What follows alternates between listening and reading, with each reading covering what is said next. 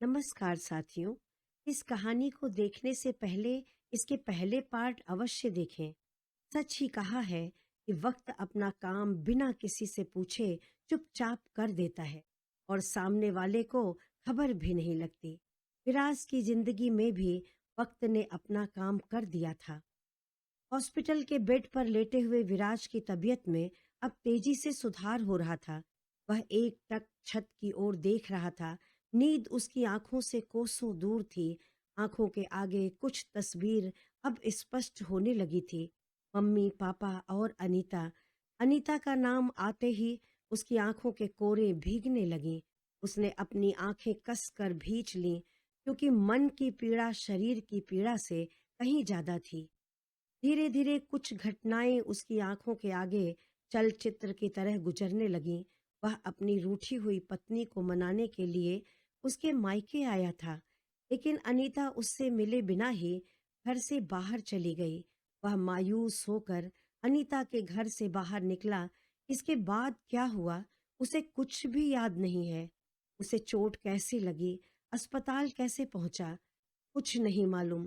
दिमाग पर जोर देने लगा तो ऐसा लगा कि दिमाग की नसें फट जाएंगी। एक शब्द उसके होठों से निकला, अनीता।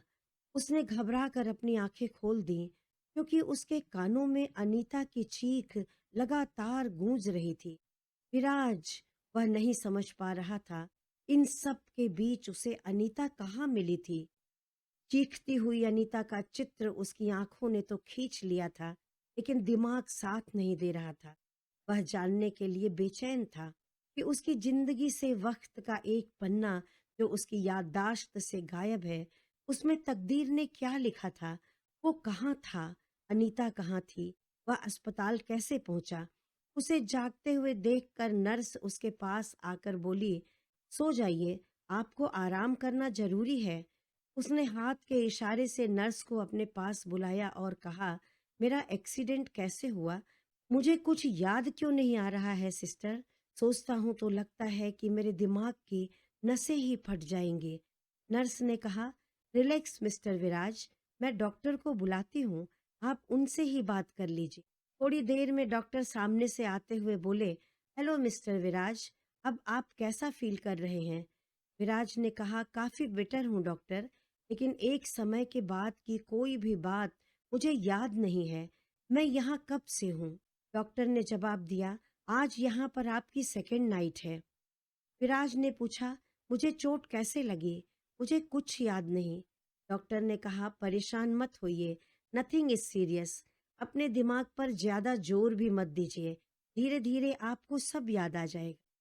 विराज ने कहा, मुझे यहाँ कौन लेकर आया था। पुलिस के साथ एक लड़की भी आई थी, डॉक्टर ने कहा। विराज ने पूछा, अनीता। डॉक्टर ने जवाब दिया, शायद। मिस्टर विराज, अब आप आराम कीजिए, ये कहकर डॉक्टर चले गए। उधर गुरुग्राम के ही एक थाने के लॉकअप में बैठे हुए अनीता के मम्मी पापा दुख और बेइज्जती सहने के कारण पूरी तरह से बेहाल थे, और अनीता अपनी नजरें नीचे किए हुए घुटनों में अपना मुंह छुपाए एक बेजान पुतले की तरह बैठी थी। दुख और पश्चाताप ने उसे पत्थर के समान जड़ बना दिया था। यद्यपि अनीता के पापा यूनिवर्सिटी में प्रोफेसर थे और उसका भाई दिल्ली के ही एक बड़े अस्पताल में डॉक्टर था, लेकिन एक तो उनके ऊपर मर्डर करवाने का संगीन इल्जाम लगा था और कामने की पहुंच बहुत ऊपर तक थी। इसलिए अनीता के पापा और भाई की कोई भी हैसियत और पद उनकी सजा में रियायत दिलाने के लिए काम नहीं आ रहा था। अनीता के डॉक्टर भाई मयंक की चिंता और परेशानी कुछ और ही थी। उसके दिमाग में बार बार एक आदमी का चेहरा कौंध जाता, जिसे उन्होंने हॉस्पिटल के आईसीयू वार्ड में विराज के बेड के पास देखा था। उसके शरीर पर वार्ड बॉय वाले कपड़े थे। एक्सीडेंट केस होने के कारण विराज के पास घर वालों और बाहर वालों किसी को भी जाने की इजाजत नहीं थी, लेकिन विराज की पत्नी अनीता का भाई मयंक दिल्ली के ही एक अस्पताल में डॉक्टर था। इसलिए वह बेरोक टोक सीसीयू वार्ड में विराज के पास भी और डॉक्टर से विराज की स्थिति जानने का जायजा लेने चला जाता था। कल रात भी जब विराज को देखने वह वार्ड में गया तो विराज के बेड के पास एक वार्ड बॉय को देखा जो हाथ में एक सिरिंज लिए खड़ा था। चौकन्नी निगाहों से कभी विराज की ओर और कभी इधर उधर देख रहा था। मयंक ने पूछा, इंजेक्शन देना है क्या? तो उसने कहा, नहीं, इनको नहीं, किसी और को देना है। मैं तो बस यहाँ सिरिंज लेने आया था। इतने में विराज के कराहने की आवाज सुनकर मयंक उधर मुड़ा। तब तक वह लड़का गायब हो चुका था। जाने क्यों मयंक को सब कुछ नॉर्मल सा नहीं लग रहा था। ड्यूटी पर जो डॉक्टर असीम थे वो मयंक के परिचित थे। उसने डॉक्टर से कहा, एक वार्ड बॉय अभी विराज के बेड के पास एक सिरिंज लिए खड़ा था, जो मुझे देखकर कुछ घबरा गया था। मेरे पूछने पर उसने कहा, किसी और मरीज को इंजेक्शन लगाने के लिए सिरिंज लेने आया हूँ। डॉक्टर असीम आश्चर्य से मयंक की ओर देखने लगे, क्योंकि कभी भी सिरिंज या किसी प्रकार की मेडिसिन एक पेशेंट के लिए दूसरे पेशेंट की टेबल से कभी नहीं उठाई जाती। यह हॉस्पिटल का सख्त नियम होता है। इसी बात की चिंता मयंक को सता रही थी कि आखिर वह लड़का कौन था, विराज के पास क्यों खड़ा था। इंसान की फितरत होती है शक करने की, इसलिए अपराधी कितना भी शातिर क्यों ना हो, पकड़ा ही जाता है। मयंक का दिमाग भी सब ओर दौड़ रहा था। डॉक्टर मयंक ने उस वार्ड बॉय का जैसा हुलिया बताया तो ड्यूटी इंचार्ज नर्स ने बताया कि ऐसा कोई भी वार्ड बॉय यहाँ नहीं है। मयंक को साथ लेकर डॉक्टर सीधे सीसीटीवी कैमरा कंट्रोल रूम में पहुंचे और वहां जाकर सारी रिकॉर्डिंग चेक करने लगे तो देखा कि वही लड़का वार्ड से तेजी से निकलता हुआ एक कैमरे में कैद हो गया था। एक नर्स ने बताया कि यह लड़का हमारे वार्ड का नहीं है। मयंक को थोड़ी घबराहट हुई, लेकिन जब तक वह श्योर ना हो जाए और पूरी जांच पड़ताल ना कर ले, ये बात किसी से शेयर नहीं करना चाहता था। उसने चुपके से विराज के पापा को इसकी सूचना दे दी थी। साथ ही किसी को भी बताने से मना करते हुए कहा था, हो सकता है कोई दुश्मन अपनी चाल चल रहा हो और वह अलर्ट हो जाएगा तो हम उस तक पहुंच नहीं पाएंगे। मयंक ने उस लड़के का फोटो अपने मोबाइल में सेव कर लिया। डॉक्टर असीम के साथ मिलकर अपने 2 आदमियों को अस्पताल में उसको खोज निकालने के काम पर लगा दिया था और खुद भी हर वार्ड में उसे खोजता फिर रहा था। मयंक की नज़र उस पर पड़ी। वह इमरजेंसी वार्ड की ओर जा रहा था। अचानक उस लड़के ने मयंक को देख लिया और तेज कदमों से एक ओर भागा। मयंक ने भी उसका पीछा किया और एक स्टोर में जहां बिल्कुल सन्नाटा था उसे दबोच लिया। उसने कहा, मुझे छोड़ दो, मैंने कुछ नहीं किया है। मयंक ने कहा, कुछ नहीं किया है तो मुझे देखकर भाग क्यों रहा था? उसने कहा, मैं कहाँ भाग रहा था? मयंक ने कहा, अभी चुप रहने में ही तुम्हारी भलाई है, क्योंकि तुम्हारी जन्म पत्री हमने निकाल ली है।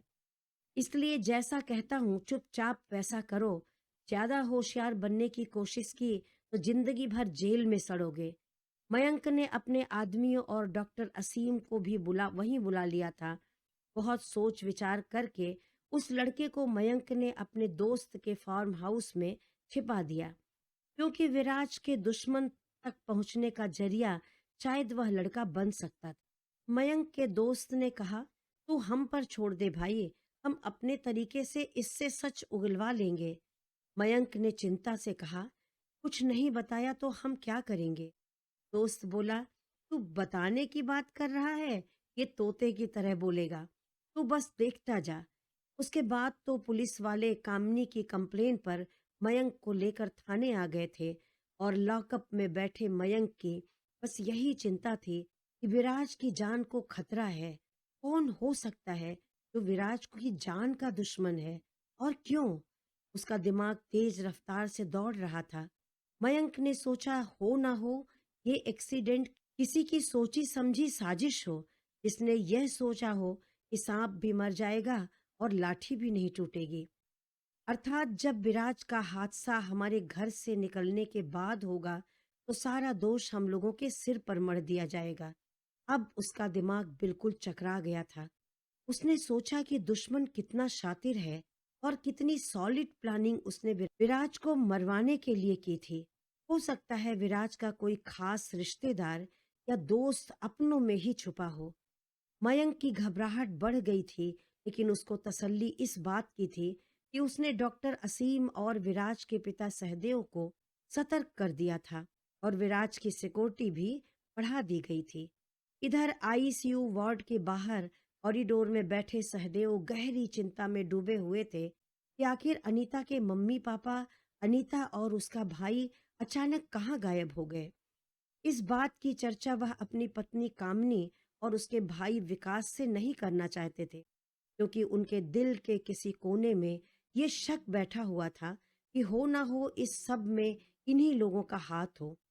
विकास के हर एक्टिविटी पर वह गहराई से नजर रख रहे थे। किसी जरूरी काम का बहाना बनाकर विकास बार बार कहीं जाता था और थोड़ी देर बाद बेचैन सा लौट आता। सहदेव उसके क्रियाकलाप को गौर से देख रहे थे। उन्होंने विकास को टोकते हुए कहा, विकास क्या तुमको कोई परेशानी है? तुम चाहो तो होटल में जाकर अपने कमरे में सो सकते हो। वैसे भी यहाँ तुम्हारी कोई जरूरत नहीं है। टूटते ही विकास के मुंह से निकला, मेरी जरूरत क्यों नहीं है जीजा जी? रात बिरात विराज की तबीयत ज्यादा बिगड़ी तो आप लोगों को कौन संभालेगा? सहदेव ने गुस्से में जलती हुई आंखों से विकास की ओर घूर कर देखा तो एक पल को वह घबरा गया। फिर हकलाते हुए बोला, नहीं नहीं, विराज तो ठीक हो रहा है, उसकी तबीयत क्यों बिगड़ेगी? मैं तो ये कह रहा था कि सहदेव ने उसे बीच में ही टोकते हुए कहा, आपको कुछ कहने की जरूरत नहीं है, क्योंकि आप जब भी मुंह खोलेंगे जहर ही उगलेंगे। इसलिए बेहतर यही है कि चुपचाप मुंह बंद करके बैठ जाओ या तो यहाँ से चले जाओ। विकास जी जीजा जी कहकर यह सोचते हुए चुपचाप बैठ गया कि विकास बेटा, खैरियत इसी में है कि इस समय चुप हो जा। सहदेव बुरी तरह चिड़चिड़ाया हुआ था, क्योंकि उसे अभी तक अनीता और उसके घर वालों की कोई खबर नहीं मिली थी। वह सोच रहा था कि आखिर ऐसी कौन सी मजबूरी हो सकती है कि मुझे सूचना दिए बिना ही अनीता के परिवार को एक साथ यहाँ से जाना पड़ा। यहाँ तक कि अनीता के भाई डॉक्टर मयंक ने भी कोई सूचना नहीं दी। सहदेव की परेशानी ने अब चिंता का रूप ले लिया था और वह बहुत अधिक बेचैन हो गया था। मयंक ने उसे पूरी तरह से सतर्क कर दिया था, इसलिए वो विराज को अकेला छोड़कर एक पल के लिए भी वहां से कहीं जा भी नहीं सकता था। मयंक को याद करते ही उसे कुछ ध्यान आ गया। उसने आंखें ऊपर उठाकर सीसीटीवी कैमरे की ओर देखा। कैमरा चारों ओर घूमते हुए निगरानी में लगा है और उसका फोकस पूरी तरह से उस कॉरिडोर पर ही था। उनकी आंखों में अनायास सी चमक आ गई। उसके मन में आशा की एक किरण जाग गई। सहदेव ने देखा कि कामनी को झपकी आ रही थी और अब विकास भी गहरी नींद में सो गया था। सहदेव ने ड्यूटी नर्स को एक मैसेज भेजा और वहां से चुपचाप उठकर सीधा सीसीटीवी कंट्रोल रूम जाकर उसके इंचार्ज से अपना परिचय देते हुए सारी बात बताई और कहा, मुझे अस्पताल के मेन गेट तथा सीसीयू के सामने बने कॉरिडोर में आज दोपहर से लेकर अब तक की रिकॉर्डिंग चेक करनी है। इंचार्ज ने कहा, हम इस तरह की रिकॉर्डिंग किसी को नहीं दिखा सकते, इसकी परमिशन ऊपर से नहीं है। सहदेव की परेशानी बहुत बढ़ गई थी। एक आशा जो उसके मन में जगी थी वो भी टूटती हुई नजर आ रही थी। फिर उन्होंने एक पल रुककर अपने मन में कुछ फैसला किया और सीधे डायरेक्टर के पास पहुंच गए। सहदेव ने अपनी सारी परेशानी और शंका डायरेक्टर को बताई तो उन्होंने सहदेव को सीसीटीवी कैमरे की रिकॉर्डिंग चेक करने की परमिशन दे दी। अब सहदेव टीवी स्क्रीन के सामने बैठे हुए थे। रिकॉर्डिंग चल रही थी। चलचित्र के समान सारा नजारा उनकी आंखों के सामने था।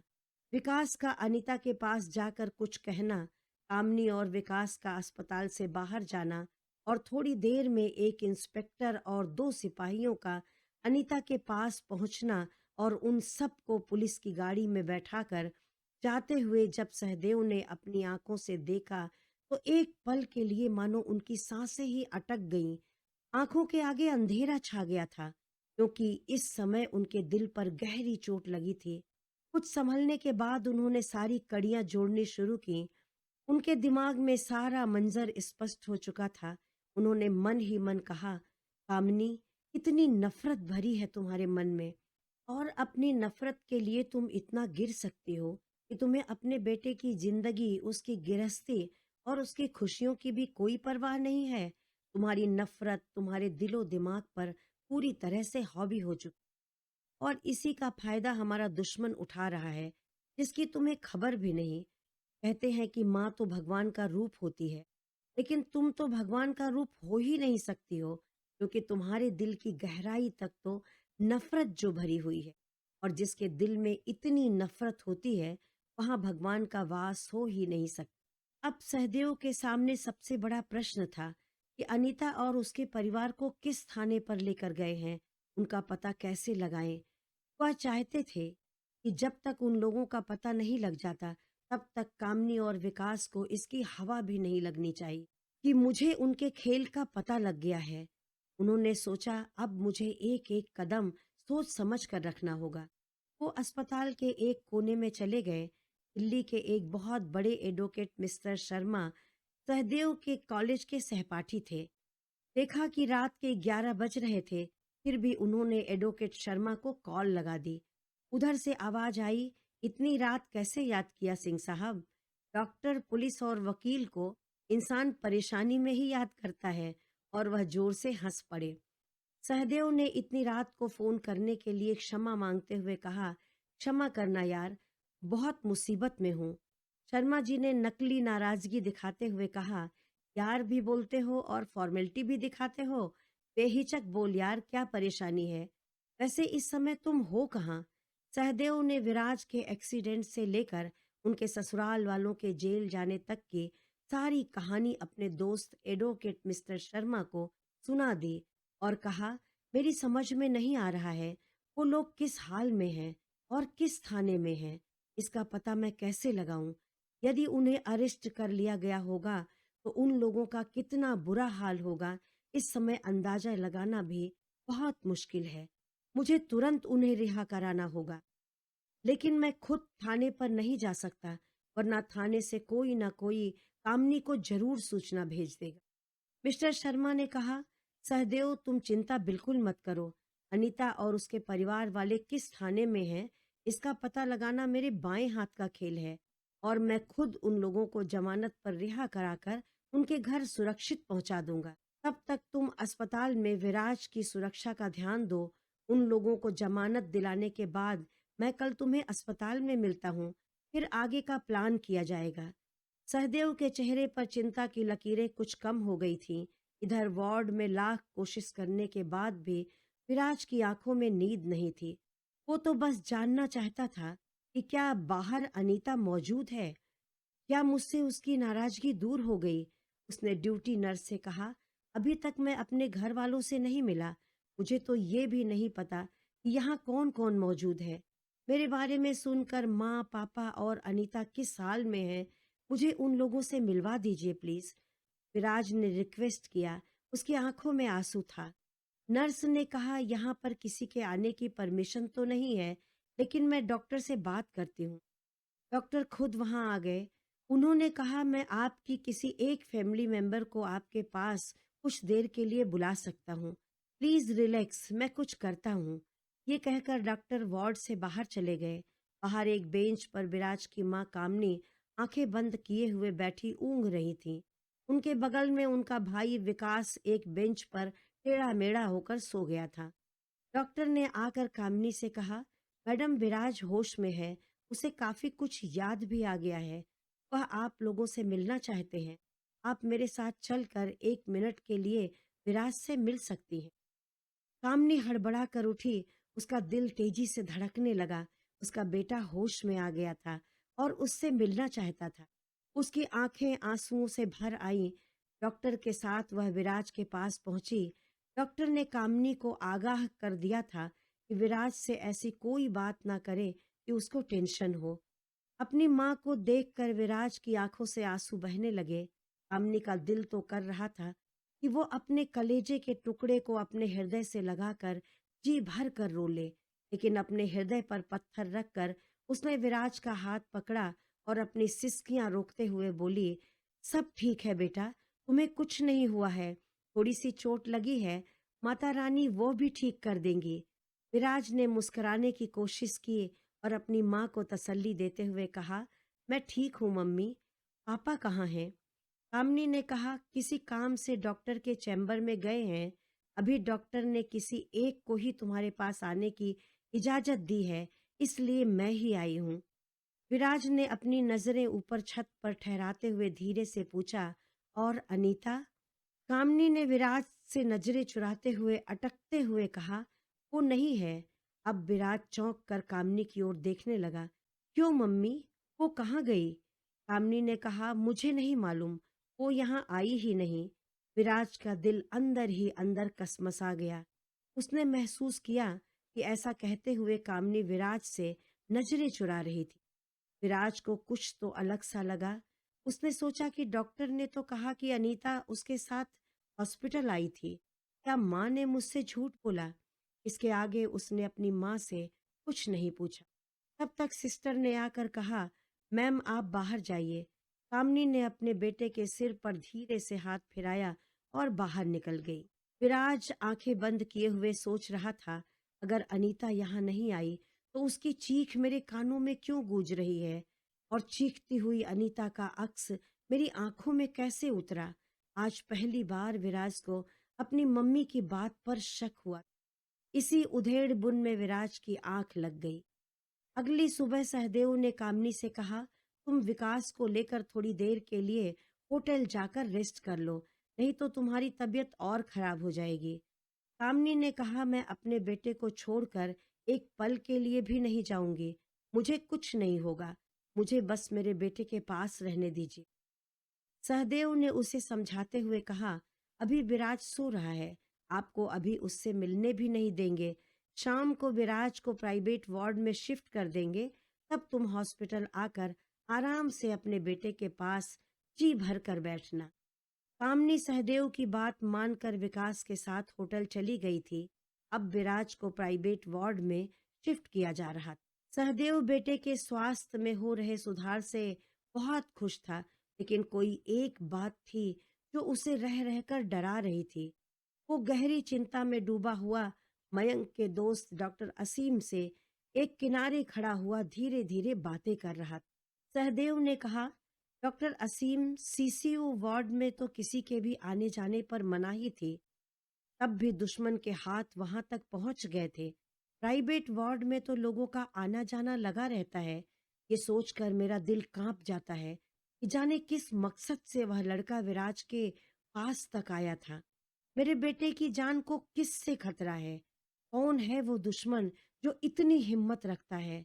अब हम क्या करेंगे डॉक्टर? डॉक्टर असीम ने कहा, अंकल, हम विराज के कमरे के आसपास बड़ी सुरक्षा व्यवस्था और निगरानी रखेंगे, लेकिन एक काम आपको करना है। अपनी पत्नी कामनी जी को आप होटल में भेज दीजिए और अपने कपड़े वगैरह आप यहीं पर मंगवा लीजिए, और 24 घंटे आप विराज के साथ उसके कमरे में ही रहेंगे। सहदेव ने कहा, आप बिल्कुल ठीक कह रहे हैं, मैं ही विराज के साथ रहूंगा। यहाँ तक कि कामनी को भी अकेला उसके पास कभी नहीं छोड़ूंगा। डॉक्टर असीम ने पूछा, उस वार्ड बॉय का क्या हुआ? क्या उसने कुछ उगला? सहदेव ने कहा, वो लड़का मयंक के हवाले था और मयंक के आदमियों की कस्टडी में ही उसे कहीं छुपा कर रखा गया है। मयंक के जाने के बाद मुझे उसकी कोई सूचना नहीं मिली है। बस मैं यहाँ पर विराज के पास डटा हुआ हूँ कि उसके पास तक कोई ना पहुँच। डॉक्टर असीम ने कहा, आप चिंता मत कीजिए, मैंने अपने आदमियों को सीसीटीवी कैमरे की रिकॉर्डिंग चेक करने के लिए लगा दिया है। जैसे ही उस लड़के का लिंक पता लग जाएगा, हम आपको सूचना दे देंगे। भगवान चाहेंगे तो जल्दी ही डॉक्टर मयंक भी बाहर होंगे और हम लोग मिलकर आगे की प्लानिंग करेंगे। यस डॉक्टर, मयंक के बाहर आते ही हम सब मिलकर विराज की सुरक्षा भी कर लेंगे और शत्रु के गिरेबान तक पहुंच भी जाएंगे। लेकिन उससे पहले हमारा दुश्मन कौन है, ये जानना हमारे लिए बहुत जरूरी है। सहदेव बोले। इधर लॉकअप का दरवाजा खुलता है और आवाज सुनकर मयंक और उसके मम्मी पापा सामने की ओर देखते हैं। एक सिपाही ने कहा, आप लोगों की जमानत हो गई है, आप लोग बाहर चलिए। उसकी आवाज से बेहोश सी पड़ी अनीता की तंद्रा टूटी। उसने बड़ी मुश्किल से सिर उठाकर ऊपर की ओर देखा। एक नज़र उसने अपने मम्मी पापा पर डाली। उसने देखा कि उसके पापा मम्मी, जिनके चेहरे पर हमेशा एक तेज रहता था, एक ही दिन में पूरी तरह से मुरझा गए थे। मम्मी और पापा पर तो उम्र का कभी प्रभाव ही नहीं पड़ा था, पर आज दोनों अपनी उम्र से 10 साल बड़े दिखने लगे थे। उसके मम्मी पापा आज अपने आप उठकर खड़े भी नहीं हो पा रहे थे। उनकी इस हालत ने अनीता की आत्मा को झकझोर कर रख दिया। उसके दिल से आवाज आई, ये तूने क्या किया अनीता? तेरे कारण तेरे मम्मी पापा का इतने वर्षों का कमाया हुआ मान सम्मान एक पल में मिट्टी में मिल गया। एक सभ्य और इज्जतदार व्यक्ति के लिए जेल जाना कितना जिल्लत भरा हो सकता है, ये अनीता अपनी आंखों से देख रही थी। उसने कहा, अब और नहीं। वो खुद वकील थी, एक पढ़ी लिखी और मजबूत लड़की थी। प्यार ने उसके वजूद को कमजोर बना दिया था। वो सीधी होकर बैठ गई। उसने मुट्ठियां धीरे धीरे कसने लगीं। उसने सोचा, मेरी क्या गलती है जिसकी इतनी बड़ी सजा मेरे परिवार को मिली? मिसेस कामनी सिंह, अब मैं आपको बताऊंगी कि प्यार में कमजोर पड़ी औरत जब हिम्मत बांधती है तो बड़े बड़ों का हौसला पस्त करने की ताकत रखती है। आपकी इस गलती के लिए अनीता आपको कभी माफ नहीं कर सकती। अपने माता पिता के सम्मान को छीन कर मिला हुआ पति का प्यार मुझे कतई मंजूर नहीं है। और वह तेजी से उठ खड़ी हुई। वह लोग लॉकअप से बाहर आए तो एडवोकेट मिस्टर शर्मा ने आगे बढ़कर उसके पापा की ओर हाथ बढ़ाते हुए कहा, I am advocate mister Sharma, आपकी जमानत मैंने कराई है। मयंक और उसके पापा की आंखों में आश्चर्य था, क्योंकि वह मिस्टर शर्मा को नहीं जानते थे। एडवोकेट ने उनकी आंखों का भाव पढ़ लिया और अपना एक विजिटिंग कार्ड मयंक के हाथ में पकड़ा दिया, जिस पर सबसे नीचे बहुत ही छोटे अक्षरों में लिखा था सहदेव। अब मयंक समझ गया था। उसके चेहरे पर हल्की सी मुस्कान आ गई थी और उसने मिस्टर शर्मा का हाथ थामते हुए सिर झुकाकर उन्हें धन्यवाद कहा। फिर आज के प्राइवेट वार्ड में शिफ्ट करने की प्रक्रिया पूरी हो गई। सब लोग कमरे से बाहर निकल आए तो सहदेव अपने बेटे के पास उसका हाथ पकड़कर एक चेयर पर बैठ गए। विराज ने अपनी आंखें पापा के चेहरे पर टिका दी थीं, जैसे उसके दिलो दिमाग में अनेक प्रश्न तैर रहे थे। वो पापा से सभी प्रश्नों के उत्तर पाना चाहता था, लेकिन समझ नहीं पा रहा था कि कैसे पूछे। सहदेव की आंखें आंसुओं से भर गई थीं। विराज अपने पापा के मन की पीड़ा को समझ रहा था। उसने पापा की हथेली पर अपनी उंगलियां फिराते हुए कहा, मैं ठीक हूँ पापा, आप दुखी ना हो। सहदेव ने हल्के से मुस्कुराते हुए कहा, मेरे बच्चे, अब मैं दुखी क्यों रहूंगा जब मेरा बेटा स्वस्थ हो गया है। यह तो मेरे बेटे को वापस पाने की खुशी के आंसू हैं। विराज ने पूछा, पापा मुझे चोट कैसे लगी?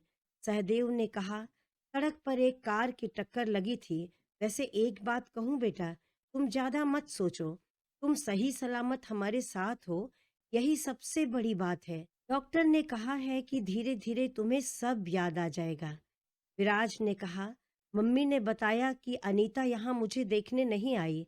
सहदेव ने चौंक कर विराज की ओर देखा, फिर आंखें झुका लीं कि कहीं विराज उसकी आंखों में कामनी के प्रति गुस्सा देख ना ले। थोड़ा रुक कर विराज ने अपने पापा की ओर देखते हुए उनसे पूछा, पापा आपने अनीता के पापा को फोन किया था? क्या मेरे एक्सीडेंट का सुनकर भी वह मुझे देखने नहीं आई? इतनी नाराज है मुझसे, अब तो शायद ही मैं उसे कभी मना पाऊंगा। सहदेव ने उसके होठों पर उंगली रख कर चुप कराते हुए कहा, सब ठीक हो जाएगा, तुम दुखी मत हो और ना ही किसी के बारे में कुछ सोचो। विराज ने कहा, पापा आंख बंद कर लेने से अंधेरा तो मिट नहीं जाता। मेरी जिंदगी में भी घना अंधेरा फैल गया है। मैं कितना भी इससे नजरें फेर लूं, कभी इस अंधेरे से बाहर नहीं निकल पाऊंगा। यद्यपि डॉक्टर ने कहा था कि विराज के सामने कोई भी ऐसी बात ना की जाए जिससे उसे किसी भी प्रकार का एक्साइटमेंट हो, लेकिन इस समय सहदेव के लिए अपने बेटे को घोर निराशा के अंधकार से निकालना बहुत जरूरी था। विराज के गाल को धीरे से छूते हुए सहदेव ने कहा, अनीता तो तेरी एम्बुलेंस के साथ ही हॉस्पिटल आई थी और लगातार भूखी प्यासी तेरे वार्ड के बाहर एक बेंच पर बैठी रोती रही थी। तेरी जिंदगी का अंधेरा छट गया है बेटा, अब उजाला ही उजाला है। बस तू जल्दी से ठीक हो जा। तेरी अनीता तेरे पास होगी। वैसे वो दिल से कभी तुझसे दूर गई ही नहीं थी। विराज की आंखें चमक उठी थी, होठों पर हल्की सी मुस्कान और चेहरे पर संतोष छा गया था। फिर भी उसकी आंखें भर आई थीं। उसने कहा, मुझे अनीता से मिलना है पापा। सहदेव बोले, बेटा 2 दिन से वो लगातार भूखी प्यासी बिना सोए अस्पताल में ही बैठी थी। आज सुबह ही मैंने उसे थोड़ा रेस्ट करने के लिए घर भेज दिया। तुम्हारे वार्ड में जाकर वह दूर से तुम्हें कई बार देख आई थी और डॉक्टर से बात करके तसल्ली होने के बाद ही वो अपने घर गई है। जल्दी ही मैं उससे मिलवाऊंगा। विराज ने शांत होकर हाँ में सिर हिला दिया। अचानक ही उसकी आंखों में एक पीड़ा उभर आई। मम्मी ने ऐसा क्यों कहा कि अनीता यहाँ आई ही नहीं? सहदेव की आंखों में क्रोध की एक लहर दौड़ गई। उन्होंने कहा, विराज, कामनी अनीता से नाराज है। तुम अभी अपनी मम्मी से अनीता के बारे में कोई बात मत करना। मुझ पर भरोसा रखो बेटा, मैं सब संभाल लूंगा। इधर विराज अनीता से मिलने के सपने सजोने लगा और सहदेव अपने बेटे को वापस पाकर उसके भविष्य की कल्पना में डूब गए। लेकिन दोनों इस बात से अनजान थे कि कोई उनकी खुशियों का दुश्मन उन पर हर पल नजर गड़ाए बहुत ही करीब घुसा बैठा है और इस ताक में है कि कब मौका मिले और वार करे। साथियों, कहानी अभी बाकी है। क्या विराज अनीता से मिल पाया? विराज का असली शत्रु कौन था? क्या वह अपने मकसद में कामयाब हो पाया? इसे जानने के लिए अगला वीडियो अवश्य देखें। मेरी कहानी आपको कैसी लगी कमेंट में लिखकर अवश्य बताएं। अच्छी लगी हो तो कृपया इसे लाइक कर दें तथा ऐसी ही और मनोरंजक कहानियां सुनने के लिए मेरे चैनल को सब्सक्राइब करके बेल आइकन दबाना ना भूलें। धन्यवाद।